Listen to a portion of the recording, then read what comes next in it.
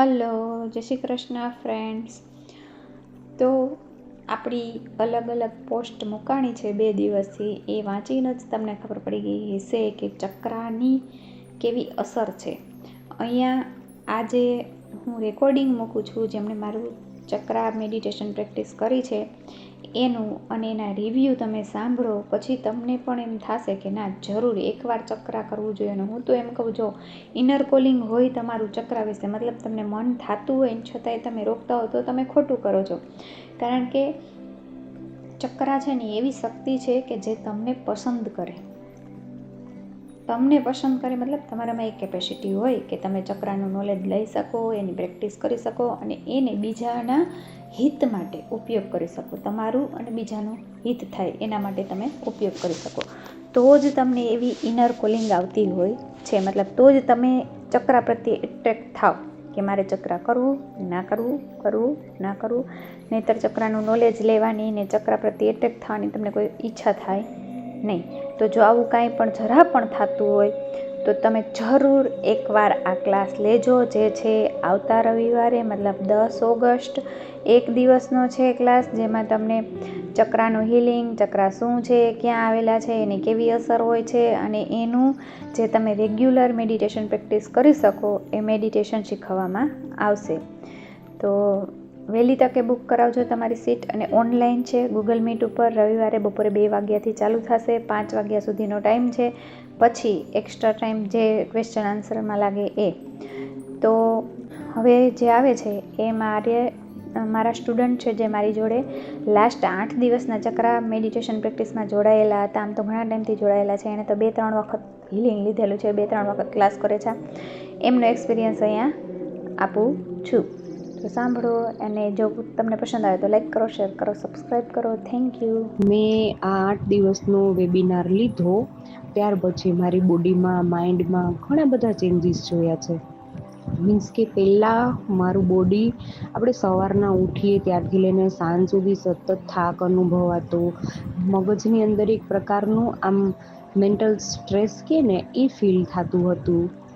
Means કે આજની normal ભાષામાં કહીએ, સોશિયલ મીડિયામાં ને બધેમાં આપણે જોતા હોઈએ છીએ કે એન્ઝાયટી, ડિપ્રેશન, વોટેવર જે પણ કહીએ, તો એ ટાઈપનું ફીલ થતું હતું. પણ જ્યારે મેં આ મેડિટેશન લીધું ત્યાર પછી મારું મગજ, મારું બોડી બધું એકદમ શાંત થઈ ગયું છે. એક અલગ જ પ્રકારનો અનુભવ છે. એવું લાગે કે જાણે આમ એક એનર્જી છે કે જે મને આમ સતત કામ કરવા માટે કે કાંઈક નવું કરવા માટે પ્રેરિત કરી રહી છે. મીન્સ કે મારા સ્વભાવમાં પણ એટલો ચેન્જ આવ્યો છે કે જે આપણે ચીડચીડિયાપણું સતત રહેતું હતું ને, એ બધું જ બંધ થઈ ગયું છે. ચક્રા મેડિટેશનની પહેલાં મારી સિચ્યુએશન એવી હતી કે કોઈ બોલાવે તો ન ગમતું, ગુસ્સો આવતો, સતત ચીડચીડિયાપણું થતું હતું.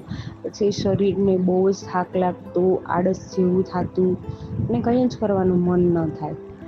અને આ મેડિટેશન લીધા પછી 8 દિવસની અંદર મેં મારી લાઈફની અંદર જો માત્ર 8 દિવસમાં ચેન્જ જોયો હોય, તો પછી મને એવું લાગે છે કે દરેક વ્યક્તિને કરવું જ જોઈએ. મને તો બહુ સારું ફીલ થાય છે. અંદરથી એક અલગ પ્રકારની એનર્જી જેવું અનુભવાય છે. હલો, જય શ્રી કૃષ્ણ બધાને. તમે બધા મને તો ઓળખતા જ હશો. હું રાધાની ફ્રેન્ડ. ઘણા દિવસથી મારે પણ એક ક્લિપ મોકલવી હતી, પણ બહાર જવાનું હોવાથી ને થોડું કામ હોવાથી નથી બનાવી શકી. તો આજે બનાવું છું. અઠવાડિયાના મેડિટેશનમાં આપણે ઘણું બધું શીખા, અને દર વખતે આ વસ્તુ એવી છે કે નવું કંઈક ને કંઈક નવું જ એમાં લાગે અને મજા જ આવે. જેમને અનુભવ થઈ ગયો એમને ખબર જ હશે. અને મને અફસોસ એ થાય છે કે હું ને રાધા 2009થી ઓળખીએ છીએ. પછી એમણે જ્યારથી આ શીખવું પછીથી પાછો કોન્ટેક્ટ થયો, અને મને કહે છે કે દીદી તમે આ કરો, અને હું નથી કરતી. ને 2025માં હું આ કરું છું. તો પૂર્વ ભવના કંઈક અમારા હશે, બેના લેણા, તે પાછી ભેગી કરી પાછું મને આ કરવાનો મોકો મળ્યો. પણ મને અફસોસ એ વાત ન થાય કે એમણે શરૂઆતથી જ મને કીધું હતું અને મેં એમાં કંઈ રસ લીધો નહીં છે, એવું કહું. અને રસ ન લીધો ને ત્યારથી અત્યાર સુધીમાં મેં જે નુકસાની કરી છે ને મારી લાઈફમાં, એક મને જ ખબર છે. કદાચ ત્યારે હું એમનું માની ગઈ હોત તો મેં ઘણું બધું નુકસાન જે કરી લીધું છે ને મારી લાઈફમાં, એ કમાન્ડ મેં હરખીથી પકડી લીધી હોત, એ થવા ન દીધું હોત.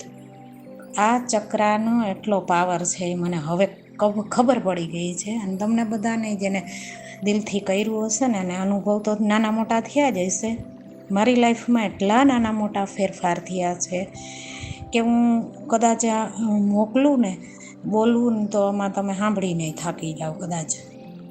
એટલે લાંબુ તો કહેવાનું ઓલું નથી, પણ અમુક બાબત મારે જરૂર કહેવી છે કે મારી લાઈફમાં મારા વાળમાં પણ ફેરફાર છે. તમે વાત માનશો?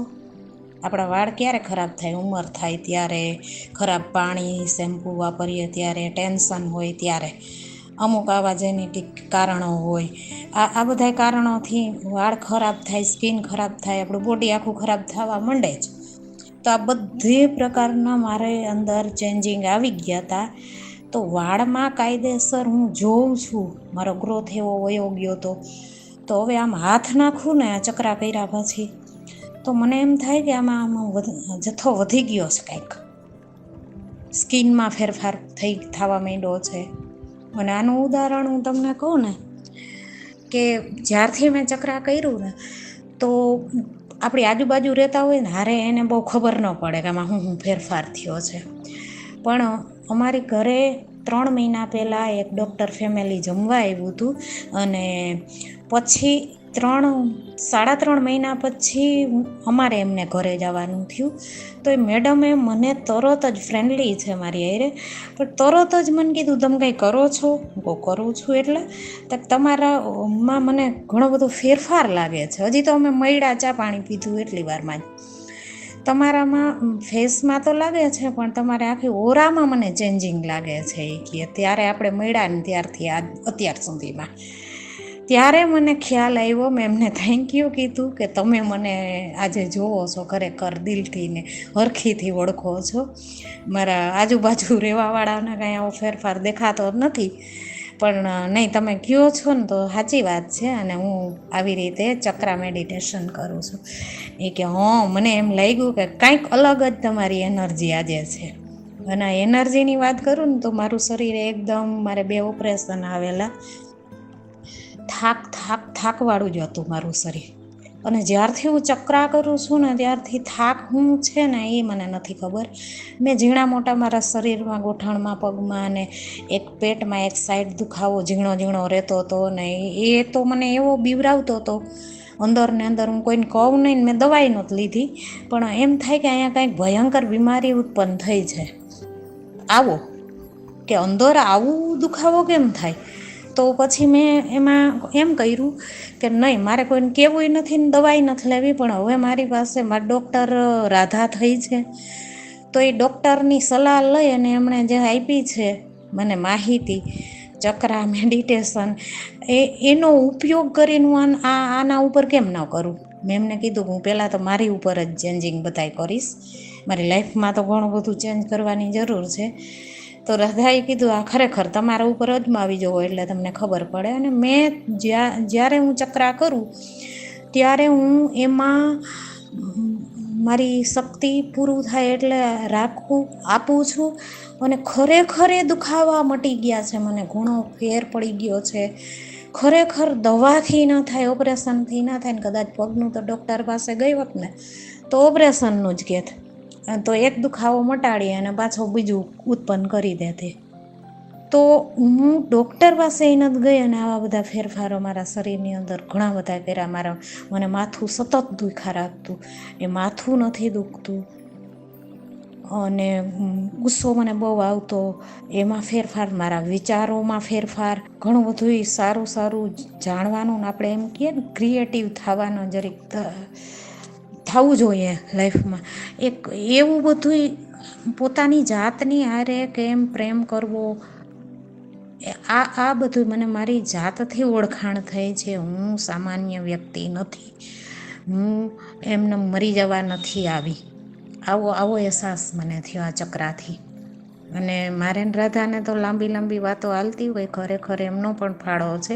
મારી બેટરી લો થઈ જાય એટલે હું એમને ફોન જોડી દઉં અને એ મને હેલ્પ કરતી હોય.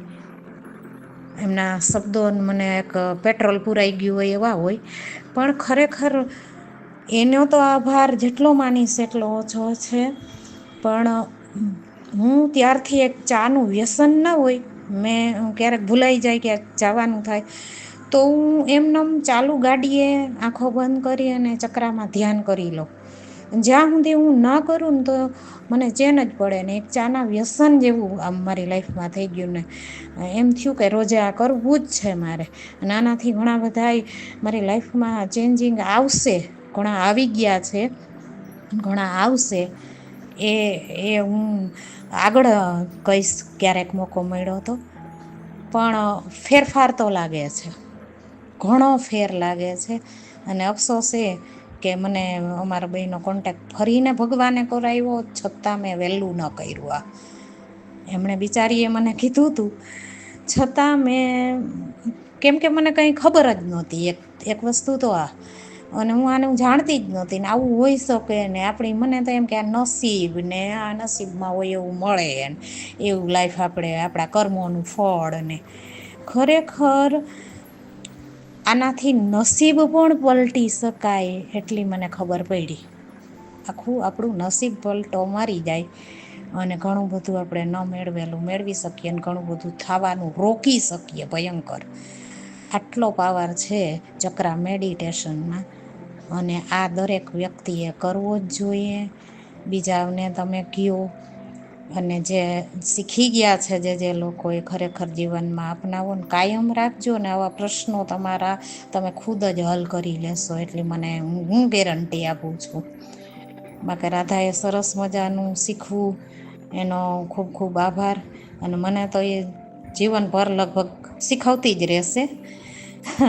અને હું એમની સાથે દિલથી એવી હવે જોડાઈ ગઈ છું. એટલે મારે આ ક્લિપ પછી મને ટાઈમ ન મળતો ને આમ એકાંત ને એવું જોઈએ, તો આજે મને મોકો મળી ગયો તો બનાવી.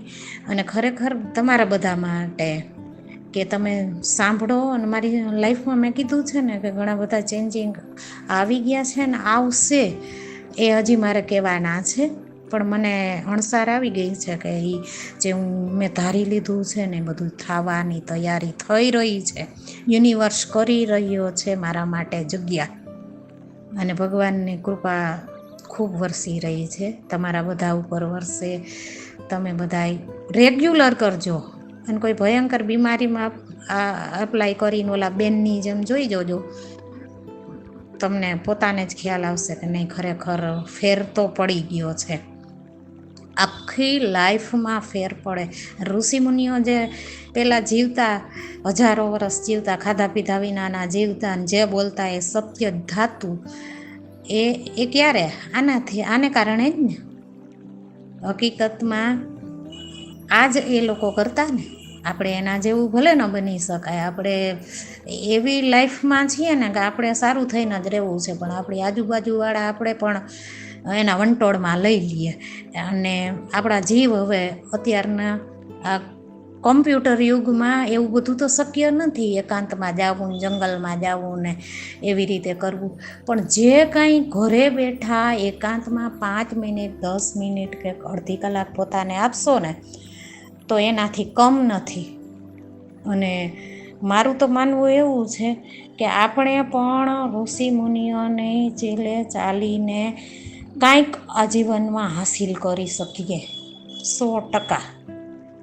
એના જેવું તો ન કરી શકાય, ભગવાનને તો ન પહોંચાય, પણ ભગવાને આ બધું આપણા માટે જ આપ્યું છે. તો આપણે આ ધરોહરને થોડીક જાળવીએ, આવનાર પેઢીને આપીએ, આજુબાજુવાળા આપણા જે છે ફ્રેન્ડ સર્કલમાં કે કોઈ દુઃખી એમને પણ આપીએ, અને આ વસ્તુ શેર કરીએ. કેમ કે ખરાબ વસ્તુ તરત શેર થઈ જાય છે. કંઈક કોકની વાત હોય, કંઈ એવું હોય, કંઈ ઘટના બની હોય, પણ આ સારી વસ્તુને શેર થતાં છે ને થોડીક વાર લાગે, અને કોઈ વિશ્વાસ પણ ના કરે. આવું થોડું હોય. પણ મને ખબર છે, હું રાધાને ઓળખું છે, એને ખુદની લાઈફમાં એણે ચેન્જિંગ જે એને મેં જોઈ છે ને ઓચિંતાની, કે આ છોકરી આવી હતી ને આવી, એ મને ખબર છે. અને હું કેવી હતી અને ક્યાં પહોંચું છું ને હવે શું કરીશ ને એને ખબર છે. એટલે એ અમારી પર્સનલ ઓલું છે, પણ આ હકીકત છે. એટલે બસ લાંબુ થઈ જાય છે, એટલે બધાને ફરીને રિક્વેસ્ટ છે કે આ કરો. અને ચકરા તમે રોજે કરજો, કોઈ દિવસ ભૂલતા નહીં, ભૂલી જાવ તો એ રીતે પાછા કરજો. તમને કોઈનું સારું થાય કે ન થાય, તમારે ખુદ માટે તો બહુ જ સારું છે. તો બસ એટલું જ કહીશ. Thank you so much.